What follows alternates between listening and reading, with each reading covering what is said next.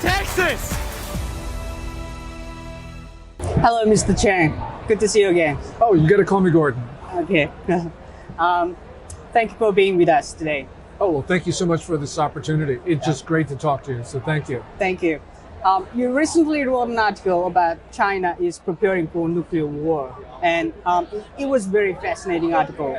And can you share a little bit with us why China is preparing, increasing nuclear capability? And do you think China is intentionally turning a blind eye to North Korea's nuclear weapons so that they can, hiding their nuclear development? China for decades has supported the North Korean nuclear weapons program. And that support has not only been diplomatic at the UN Security Council, for instance, or the governing board of the International Atomic Energy Agency, but it's also been material support. So the support of the North Korean economy, there's been a transfer of technology, materials across the border to North Korea. So there wouldn't be a North Korean nuke program were it not for China. Yeah, right, absolutely right. And then you wrote about article, China is preparing nuclear war. Do you mean it's for war against Taiwan or United States? Or all the above. Yeah, China for a long time only had 300 to 400 warheads, and that meant it was really just seeking a minimal deterrent, as it's called. In other words, it wanted to prevent other countries from attacking China. But recently, there's been an increase in the production of fissile material, which means that they're probably also going to substantially increase their number of warheads. And this is most graphically illustrated by the satellite imagery showing that China was building 119 missile silos in Gansu province. And we know that they're building 26 other silos elsewhere. Now, those silos are for the DF-41 missile, has a range of 9,300 miles at the maximum end. That means it can hit the United States. And each DF-41 can carry 10 warheads. That means that those silos alone, if they are all filled with missiles, would basically have about the same punch as the entire U.S. nuclear arsenal. Now, we know that China has missiles on mobile launchers, got submarines, got others. So this means China is looking for not just a minimal deterrent, but a war-fighting capability. So we have to assume that China is planning to use nukes offensively. Beijing has a no first use policy, which means that they say that they are not going to use nuclear weapons first in a conflict. But given what we have seen and what we have heard Chinese officials say, we can't assume that they're going to adhere to no first use. That's true. So what kind of measures that U.S. government can take against the Chinese nuclear development? The one thing that we can do is try to cripple their economy. Because no economic growth, no investment, no trade means no more nukes. But we have tried to draw China into negotiations for the limitation of nuclear warheads and missiles. Beijing has absolutely refused to do that. So we've got to assume that they're looking for a war-fighting capability. I mean, even the Soviet Union agreed to arms control with the United States. So China is much more hostile and belligerent, from what we can tell, than even the Soviets. July 1st was Chinese Communist Party's 100th anniversary. I think, in my opinion, Xi Jinping made very provoking message against the war. So as a Chinese expert, what is your assessment of the Xi Jinping's speech? Well, his speech was certainly belligerent. And there's two passages that I think are important to look at. One was what everyone talked about, Xi Jinping actually saying that he wanted to crack skulls and spill blood for those who stood in the way of China's ambitions. And because China wants to take territory from other countries, really what he was saying was that he was willing to kill anybody who stood in the way of China's aggression. The statement that didn't get attention, but is even more ominous, was the one where he said that the Chinese people, assisted by the Communist Party, are good at taking down the old world and building a new one. And that, I think, is a reference to this notion that China has the mandate of heaven to rule Tianxia, or all under heaven. This goes back to 2 millennia of Chinese rule, where Chinese emperors believed that they not only had the mandate of heaven to rule Tianxia, but heaven compelled them to do so.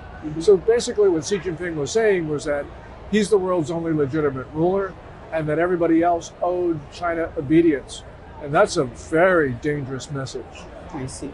Do you think Chinese government will provoke Taiwan soon, or, I mean, do you think it's very culpable scenario? It's possible. Now, there are a lot of reasons why China would not invade Taiwan, but there's also, I think, a higher chance than most people think, because Xi Jinping personally has a low threshold of risk. What he's done is he's taken power from everybody else, which means he's taken accountability from, means he's got nobody to blame. Also, he's increased the risk of cost of losing political struggles, which means that he himself has a lot of incentive to start a war. This really frightens me, because we think that other leaders should act in ways where we would act. In other words, we're mirror imaging. And we think that for many reasons, Xi Jinping wouldn't launch an invasion of Taiwan because we wouldn't launch an invasion. That's really being naive, because we're not looking at China the way that it actually is, where Xi Jinping has incentives to be aggressive. Now, we know that Xi Jinping, who devoted a portion of his July 1 speech to taking back Taiwan, as he says it, but by the way, the People's Republic has never ruled Taiwan, so it's not taking back, it's not reunification, it's just pure aggression. But he devoted this to, and really what he was doing was he's reducing his room for maneuver, because every year that passes, every anniversary that passes where Taiwan has not been taken by China, means that Xi Jinping is open to criticism, because he's the one who's told everybody they can't pass the Taiwan question down from generation to generation, which means that he now has incentives to do things which to us would be inconceivable.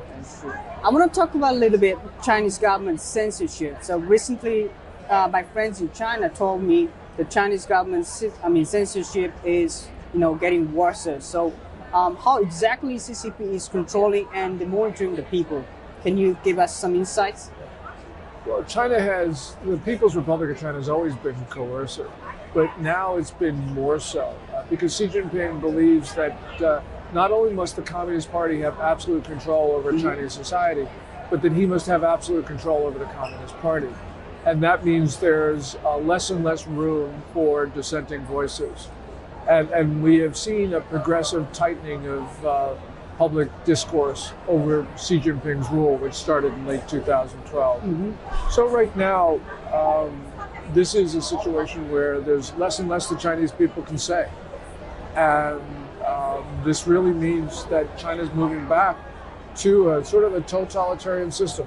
It's not quite there yet, but with the Great Firewall, with the 626 million surveillance cameras, with this social credit system that he's trying to put in place, it means China's becoming much more coercive than it was before. You see. You made a criticism against the South Korean government, and then I want to talk about next presidential candidate, and the ruling party's candidate recently made a comment that U.S. Army is occupation army, and then he rather called Soviet Union Army is liberation army. So what do you think of all South Korean liberal people's agenda? Well, the Democratic Party of Korea, Moon Jae-in's party, the ruling party, approaches basically a pro-North Korea, pro-communist orientation. They're not exactly communist, but they're moving in that direction. And what we've seen were these comments where the U.S., which is the only country that has pledged to protect South Korea's territorial integrity, is viewed as an aggressor. Well, that's just not the case. I mean, if the South Korean government wanted the U.S. to leave, we'd leave. I don't think that's what the people of South Korea want. Yeah. But I think that's what Moon Jae-in wants. And so this is a dangerous time because Moon Jae-in can do things to undermine South Korea's ability to defend itself. He's already done that with his agreement with North Korea of a couple of years ago. We've seen this with unilateral reductions in South Korea's forces. All sorts of things that are meant to undermine the ability of the South to defend itself from an invasion from the North. The question is, why would Moon Jae-in do this? Mm-hmm. Well, the answer has got to be because he believes in North Korea. Yeah, you mentioned a South Korean government is moving towards totalitarian system, and then South Korean government yesterday announced that normal three people gather in one place, even like family members cannot gather in one place. So do you think why South Korean government is trying to control people using COVID case, and then when do you expect it will end? The South Korean government is using COVID-19 restrictions to try to restrict political opposition, and they'll do their best. So the pandemic will never go away in South Korea as long as the Democratic Party of Korea rules. It's as simple as that. It'll be my final question. So do you have any message for your fellow South Korean people and the North Korean people? Freedom is absolutely essential for any society. And we have seen Moon Jae-in try to restrict freedom as much as possible. Mm-hmm. But the South Korean people are pushing back, and they've got to fight for their freedom because they could lose their country. Thank you for your time, and then thanks for having me. It's a great honor to have you. Well, I very much appreciate the opportunity, so I want to thank OKN for this.